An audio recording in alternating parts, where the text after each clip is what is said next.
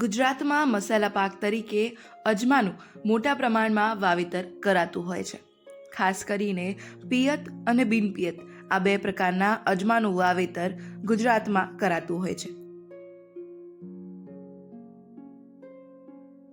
આજે આપણે કૃષિ નિષ્ણાંત પાસેથી જાણીશું કે અજમાના વાવેતરમાં ખાસ કરીને કાપણીના સમયે ખેડૂતોએ શું ધ્યાનમાં રાખવું જોઈએ અને તેની કાપણી કયા સમયે કરવી જોઈએ.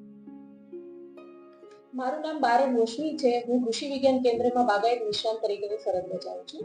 હવે આપણે જે મસાલા પાકોમાં અજમા અને સુવા દાણા બંનેની વાત કરીએ તો અજમો અને સુવા બંને આપણે બિનપિયત પાક તરીકે લેતા હોઈએ અને પિયતની વાત કરીએ તો આમ તો અજમો છે બિનપિયત તરીકે લેવામાં આવતો પાક છે, પણ તમારે જ્યાં સુધી એને પાકનો સમય થાય તો 3 થી 4 પિયતની જરૂર પડતી હોય છે.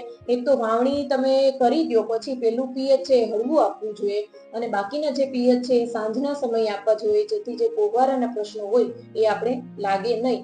અને અજમામાં આપણે કાપણીની વાત કરીએ તો જ્યારે 50% જેટલા દાણા છે એ તમારે ભૂખરા રંગના પીળાશ પડતા થઈ જાય ત્યારે તમારે એની કાપણી માટે યોગ્ય સમય કહેવાય છે. અને એની સુકવણી તમારે ચોખ્ખા ખડામાં કરવી જોઈએ કે એમાં કોઈ પણ પ્રકારના બહારથી કોઈ દ્રવ્ય આવે નહીં, જેથી તમારું જે અજમાનું ઉત્પાદન છે એકદમ ચોખ્ખું રહે અને ક્વોલિટી વાળું મળે, જેથી તમને બજાર ભાવ સારા મળે. આમ તો આપણે ભલામણ છે કે 10% જેટલો ભેજ ઉડી જાય ત્યાં સુધી તમારે પાકને સૂકવવો જોઈએ. હવે ખેડૂત મિત્રોને એ ના ખબર પડતી હોય કે 10% ભેજ રહ્યો કે નહીં, તો આપણે તમારે એકવાર એને હાથમાં લઈ અને મોઢામાં નાખીને ચાવી દેવું જોઈએ કે જેથી જો કડક અવાજ આવે તો પછી તમારે સમજી લેવાનું કે 10% ભેજ ઉડી ગયો હોય કહેવાય છે. હવે આપણે દવાની વાત કરીએ તો અજમો છે એમાં કોઈ પ્રકારના રોગ જીવાત લાગતા નથી, પણ કદાચ ને જો તમારે ચૂસિયા પ્રકારની જીવાત જેમ કે મોલો, થ્રિપ્સ અને તળતળિયા હોય તો એમાં આપણે જે ઇન્સેક્ટિસાઇડ હોય એનો તમારે સ્પ્રે કરવો જોઈએ. પણ એ પણ સ્પ્રે કરવામાં આટલું તમારે ધ્યાન રાખવું જોઈએ કે ફૂલ આવવાના 15 થી 20 દિવસ પહેલા અને કાપણી તમારે જ્યારે કરવાની હોય એના 15 થી 20 દિવસ પહેલા કોઈ પણ સ્પ્રે કરવો જોઈએ નહીં, કેમ કે ફૂલના ટાઈમે તમે સ્પ્રે કરો તો કે જે આપણે મિત્ર કીટકો જે કે પશુ મધમાખી છે એ મધમાખી જતી રહે, એટલા માટે તમારે એ સ્પ્રે કરવો જોઈએ નહીં. અને જો આવી રીતે તમે અજમાનું વાવેતર કરો તો તમે વધારે રીતે નફાકારક રીતે લઈ શકો છો.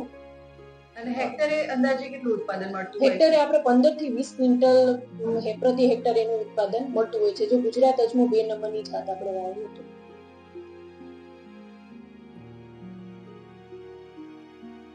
અજમો એ મોટા પ્રમાણમાં વવાતો બિનપિયત અને પિયત પાક છે.